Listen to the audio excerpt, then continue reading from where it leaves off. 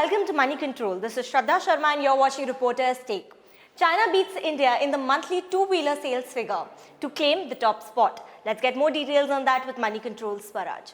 Hi Swaraj, welcome to the show. Thank you. So the dragon goes past the elephant. That's right. What were the numbers like for the September month for both the countries? Well, for September, if you see, sales of two-wheelers in China was 1.659 million units as compared to India's 1.656 million units. That's a difference of about 2,000 units odd.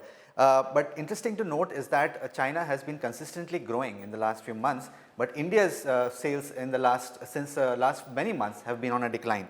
But cumulatively, that's been a very good news story for India, is that cumulative wise, India's growth story is still intact. It is still ahead of China's at 28.7 million units as compared to China's 24.7 million units. But how long will that lead last is only time to tell. Okay, and help us understand why are these figures important for us? Well, firstly, China, as we said, it's been on a growth trend since July of this year. There's been 3 consecutive months of growth, July, August and September, where China has registered an increase in their two-wheeler sales. India, on the other hand, has been seen on a decline since December of last year, December 2018. That's when the actual slowdown has started to impact the Indian market.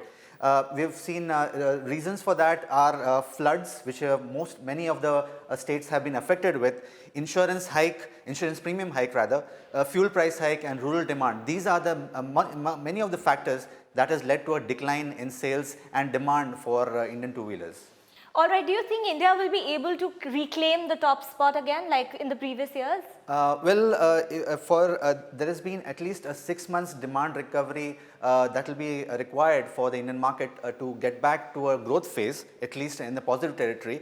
But that's not very easy to do. As we have seen, Hero MotoCorp and Honda shut down their factories for quite some time in the last few months. Bajaj Auto and TVS is also keeping their stocks at a very minimal level to keeping in tune with the demand. Plus, we are going to see a lot more pricing pressure coming in from April of next year, which is when the Bharat Stage 6 emission norms kick in, and that's when you're going to see a price increase. So really, there's going to be a lot of pricing pressure, which will be followed by a demand pressure. This is going to create, a stagnation of demand for the Indian market. That's when going to see China maybe keep its neck ahead of the race. All right, Swaraj, thank you for joining us with those insights.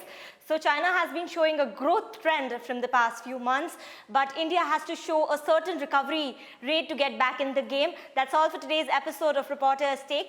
For more news, views and updates, stay logged on to moneycontrol.com. If you like this video, do like, share and subscribe to Money Control.